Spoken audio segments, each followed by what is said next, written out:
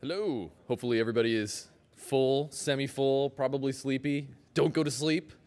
If you're sleepy, Carl will wake you up with awesomeness, possibly by throwing things at you. So Carl, I've known for a while. Carl's also one of the few, the proud, that was at the very first PuppetConf that we had, here several years ago. And now he's one of the product owners working at Puppet Labs. And I sort of view him as like the king of awesome prototypes. Someone's like, this would be an awesome idea. And Carl's like, nah. And then 2 weeks later, he's like, by the way, this all works. Like, we should probably give this to people.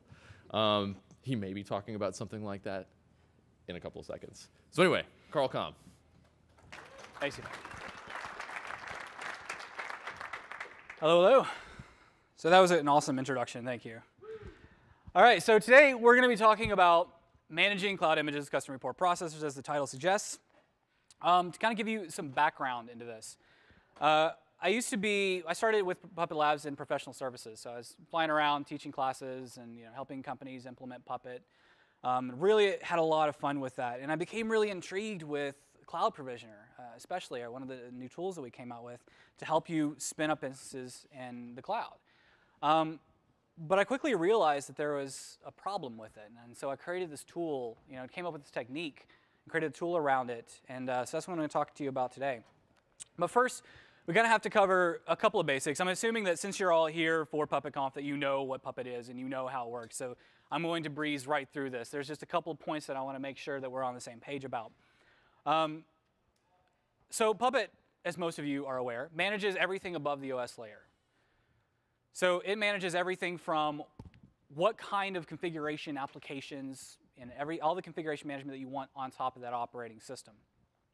And it does this regardless of where that operating system is. So if it's in the cloud, a physical machine, or just on top of VMware, or anything like that, that's where Puppet takes over. And the idea, though, is that you define your infrastructure, right? So you tell Puppet, this is what my infrastructure looks like. This is what it's supposed to be. And if it's not like that, Puppet makes it like that. And in this slide, I want to point out number 4, because this is really key to Puppet. The 4th step is reporting what happened. So when Puppet runs, it comes in and says, hey, you told me this is supposed to be like this. It's not. I'm going to make it like you described, and then I'm going to tell you about it. That's a very important point about Puppet. My point is that Puppet knows your machines and can tell you about it. So Puppet knows exactly what to do, what you're telling about, and knows when something changes. So what if we could use that to do really cool stuff? So there are lots of ways of extending Puppet. Most of you have played with our types and provider system, perhaps some custom functions, custom facts, very easy way to get started with extending Puppet. But a lot of people haven't really messed with our custom report processors. Just as an example of a custom fact, this is how easy it is to extend Puppet, to extend factor. Like just these lines, add a brand new fact called hardware platform, runs the command uname-i, and whatever that outputs, that's the value of the fact. It's that simple. Custom report processors can be a little more complex, but it's the same basic idea. I want to tell Puppet about a new custom report processor. Now, I haven't told you what a report processor is, but it's really cool. So when Puppet checks into the Puppet master and says, here's what I did, or hopefully didn't do, here's everything that was changed or not changed, you can have that report go through a processor that will then take action on it. Now, usually, all you really want is to store it somewhere, right? You want to hand it off to PE console so that you can graphically see what's going on in your infrastructure. But you can also do some really cool things with it. For example, James Turnbull wrote a custom report processor that will tweet what happened to a node. Now, I can pretty much assure you that nobody does this in production. But you can. You can do some really neat things. You can have your reports dump out into IRC, for example. So let's talk about the cloud. Cloud means a lot of different things. If you came to my last talk, we talked about all the different levels of cloud, from infrastructure as a service all the way up to SaaS. But I want to talk specifically about Amazon AWS, mainly because it is the most widely deployed public infrastructure as a service out there. You can create virtual machines at will. If they are run in Amazon's data center, so you no longer have to care about the data center. You don't care about hardware. That's really, really powerful, especially if you're a startup. Infinitely expanding infrastructure. Now, of course, that's not actually true, but you can think of it that way. If you need 1,000 machines, start 1,000 machines. You pay for what you use, and you use only what you need. If your load goes down, terminate some machines. It's OK, and you can do this fully autonomously. You can destroy VMs when you're done with them. Images do not persist, which means that if you save data on an instance and you terminate that instance, that data is gone. It's a very, very key point, but there is an exception. EBS volumes. Now, EBS volumes allow you to create a virtual block device and attach it to an instance. Well, now you can put a file system on that and then save stuff to the EBS volume. You can detach that EBS volume and then attach it to another instance, and you reuse that data. But if you have your EBS volume also be your root volume, that means that you can also do things like shut down an instance or reboot it. That's a perfectly acceptable thing to do. That means the data can persist. So Cloud Provisioner, this is where we start to talk about how we're actually going to start managing these things. So Cloud Provisioner, with a single command, we can fire up a new instance in AWS. Now, as you can see, it's not such a small command. But this is still pretty powerful. You can provide exactly what you need to launch an instance, install Puppet, sign a certificate on the master, classify it, and then configure the instance with one command. And we can list all of our nodes that we have currently running in AWS with one simple command. But here's something that's really cool. Because Cloud Provisioner was built on Puppet Faces, which was introduced in 2.7, you get a free Ruby API on top of that. Now, we're essentially calling the bootstrap command here, and we're just passing in a hash of all the parameters that we specified on the command line. So these are the same parameters. This is exactly the same kind of interface that you saw on the CLI, but you get it in Ruby, which means that you can program on top of it. You can write applications that interface in with Cloud Provisioner very, very easily. So this is probably why you're all here, AMI management. One of the challenges with working with AWS is image management. So I tell Cloud Provisioner that I can spawn up, create an image or spawn it up, create 100 of them, and run with it. But how am I actually going to manage that instance? And if you come to my last talk, I was talking about how Cloud Provisioner is basically a frying pan. So baking versus frying.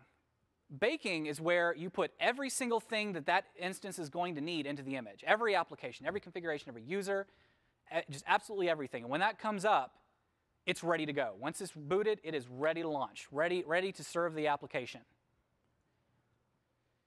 But it's hard to know when to update that AMI. That's the problem with this golden image approach, is when do you actually update the AMI? How do you know when you need to update that configuration? Now, frying is what Cloud Provisioner does, as I mentioned. Instead of doing image management, you just have one image. It has an OS, and that's it. You spawn up an instance of it, Cloud Provisioner installs Puppet, classifies it, and then configures it. It says, you're a database server, and it says, OK, I'm a database server, and it becomes a database server. But everyone who's used this knows that this is very slow. Depending on what you need to configure that instance to be, it can be 20 to 30 minutes before that instance is actually ready to serve. Now, if you just spawned up 1,000 instances, that's a problem. That's a genuine problem. So we need something of best of both worlds. We need to be able to say, I want to pre-bake my images, but I need something to tell me when to do it and to do it for me. So that's what I've created. Here's what you're going to need to do this. You're going to need version control, some version control system, get SVN, something that handles post actions. You're also going to need EBS-backed AMIs. Now, one of the advantages of EBS that I didn't mention before is that you can snapshot them, and this is huge. That means that I can have an instance, I can configure it how I want it, and I can snapshot its root volume and create a brand new AMI off of it almost instantly. It's a very, very quick process. And you're going to need the AutoAMI Puppet module as well as the Cloud Provisioner module. So let's talk about AutoAMI. This is the overall process on how it works. So let's kind of start at the beginning here. The idea is that when you commit new code, let's say you merge it into your master branch. You've updated your Puppet manifest now. We need to tell AutoAMI to run. And what AutoAMI does is it takes what I'm calling a group. It's basically a type of machine that you've specified. So it could be a WordPress, load balancer, database. And I'm going to create an instance of each of them using Cloud Provisioner on the back end.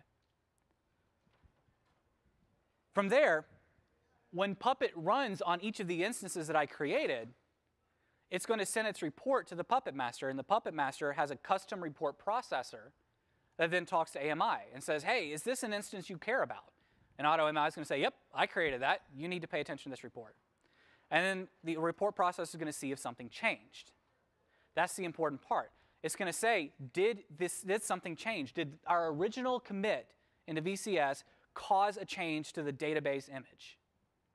And if it did, we're going to create a brand new image off of the instance that we launched using an EBS snapshot.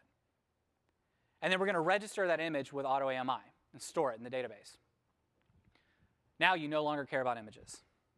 Just manage your Puppet code. And this tool will keep track of every single type of machine you want and keep track of what image to use so that when you come back, you can ask AutoAMI, hey, I need 10 web servers. What image should I use? And AutoAMI can tell you. Installing it's pretty simple. You just use our module install command. Since it's built on Faces, it's just included in the module. To set it up, you'll need a database. So we just pull in a MySQL server using Puppet Labs MySQL module. Give it some parameters on what to name the database, how to access it. And then this will set up a MySQL server on a node, set up the database, make sure that AutoAMI is set up, ready to go, and now you can start using it. So to use it, we need to create a group. These are the types of machines. And I really regret calling it a group. That was the worst thing I could have done, because it is not a group. But with this, we can specify, I want a new group, and all of the parameters that it's going to need, the path of the key file, what key, SSH key to use, what to log into, what type of instance we're going to need, how to classify it, how to log into the dashboard and actually classify it. And then from here, we can store this in the database. And you can see that I specified an image because you need a starting point. So you need something to start with. This is after you get that initial bootstrap going using Node AWS Bootstrap that I showed you earlier. This can take over from there. So I'm going to give you a quick demo. And actually, since the demo actually takes a really long time to run, I don't know, 10, 15 minutes, I'm just going to show you a video. And I'm going to try pausing it through the way.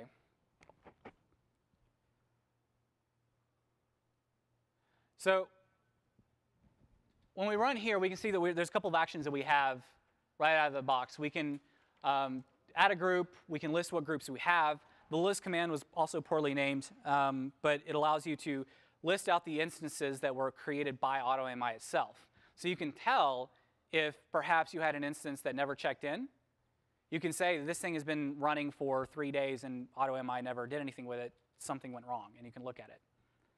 And then run actually starts the process. The run command actually goes through and creates an instance of each type of group that you've specified.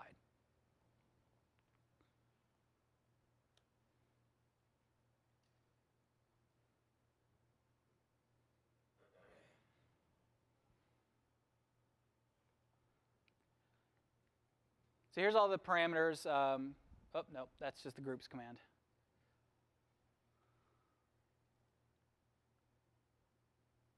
So we can see here that we've listed out one of our groups that we have available.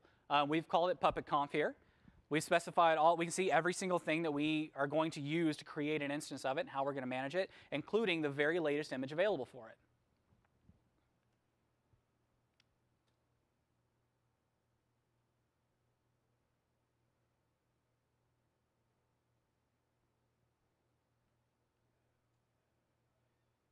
We see right now we don't have any instances running that we've created.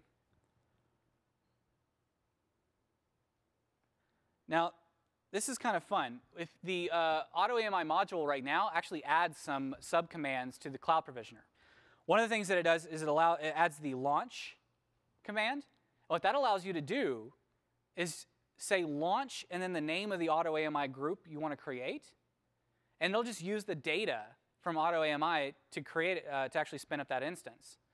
So that way you don't care about the image. I know what image to use. I've got it stored. I created it. I stored it. I know what to do here. And so to create an instance, it's very, very quick. All those parameters that I showed you earlier from the bootstrap command, gone. Just tell me what group to use, and I'll launch it. Oh, and also the new AMI. That allows you to take an existing instance and instantly create a new AMI from that.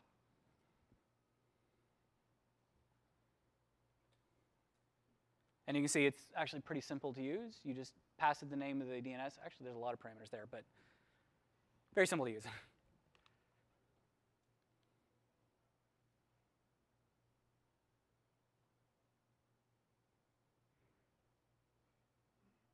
All right, so we're actually going to launch one of the groups. So you say all we did was say launch PuppetConf. That's the name of the group that we were managing with AutoAMI.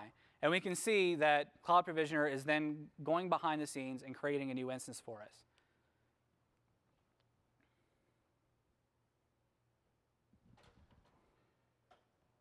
And it's ready to go. And then when we actually go to that new instance, this is what we see. It's a WordPress site. So when we created, we said launch PuppetConf, one PuppetConf instance. It did it, and this is what we get. So this happened within a few minutes. Like this was actually probably under 60 seconds, and this is booted, ready to go, serving this application. Major, major advantage over just doing the frying approach with Cloud Provisioner.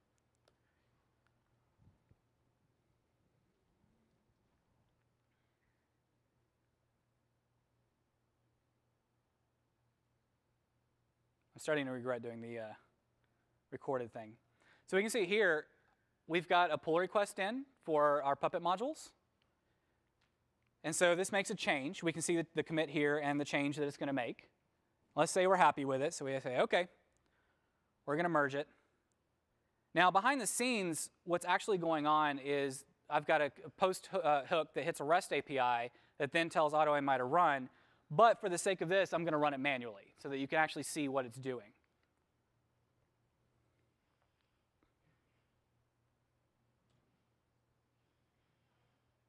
All right, so created an instance. And now if we list out, we can see that we have this image available. So you can see here it ends in 504. So what's going on right now is that instance is running Puppet. And making the change that we committed, that we merged in with on GitHub.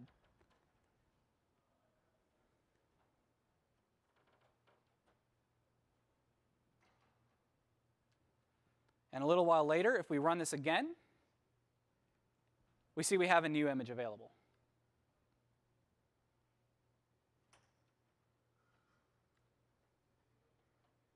And now if we create a new one, we say, all right, launch me another PuppetConf.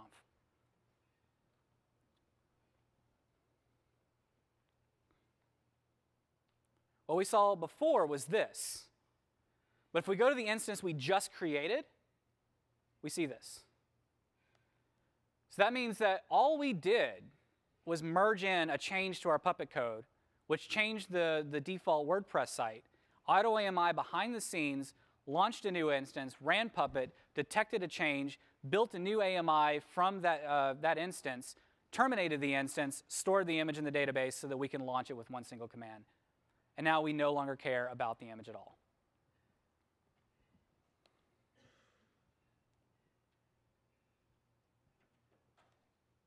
So what sucks about this? There's still a lot for me to do. I've been hacking on this in my spare time every now and then. If you actually look at the commits, I hadn't touched in about 7 months since the last time I did a release on this. So I still have a lot of things that I want to do to this. Right now, you can't modify a group parameter. I feel like that's kind of basic functionality. I should probably add that. I want to rename group because it's not representative of what it actually is. It's more of a type than it is a group. Right now, I'm actually doing MySQL calls directly. I'm directly interfacing with the MySQL database, and I think that's dumb. I should use an RM so that you can use Postgres or whatever database makes sense for you. And I talked about a REST API. I'm playing with different ways of interacting with AutoAMI. I've got a Sinatra app right now that I'm playing with that gives a REST API on top of this. I'm also playing with an mcollective module. So that way, you can have different ways of calling this. Maybe it doesn't make sense for you to call it from VCS. What if it makes sense for you to call it from your CI system? What if it makes sense for Jenkins, every time it makes a build, run AutoAMI and detect if you deployed a new version of that application? And if so, build a new image. I also want to integrate this with Puppet Enterprise, especially around RBAC. I want you to be able to say these people are allowed to launch instances, but these people are allowed to actually see what's going on underneath the hood. So there's a lot of things we can do with RBAC there. And I need to write tests, which I'm kind of ashamed of. I have 0. And that's pretty much all I've got. So I purposefully made this quick so that there would be plenty of time for questions. If you have questions, please queue up over on that mic over there, or Deepak can bring you a mic. Any questions at all?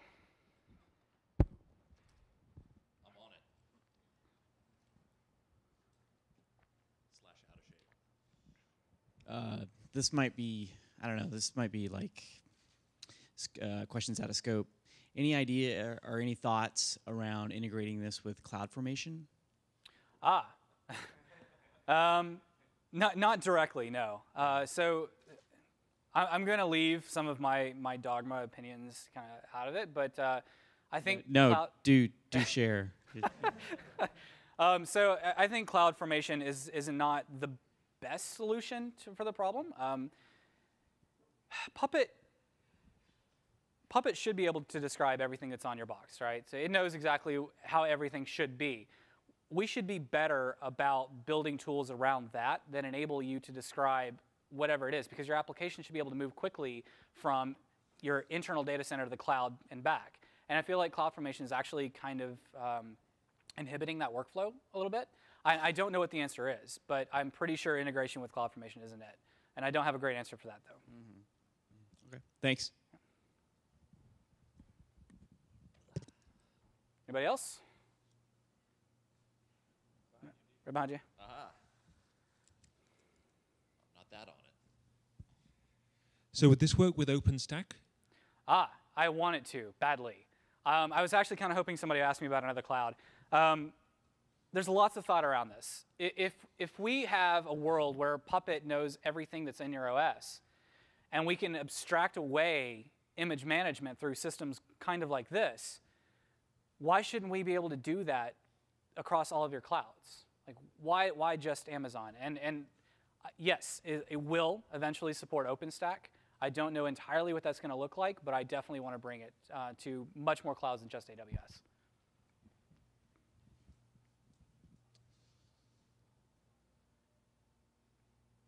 No questions about regions? Oh my God. It has to be on the complete opposite. Run, Deepak, run. I just wanted to see you run, dude. What about the fact that EBS just frankly sucks? Yes, it does. Performance is not all that great. I have an answer to that, but I haven't completed exactly what that answer is going to look like yet. It is something I'm well aware of, and it's something I will solve. Anybody else? Okay, thank you.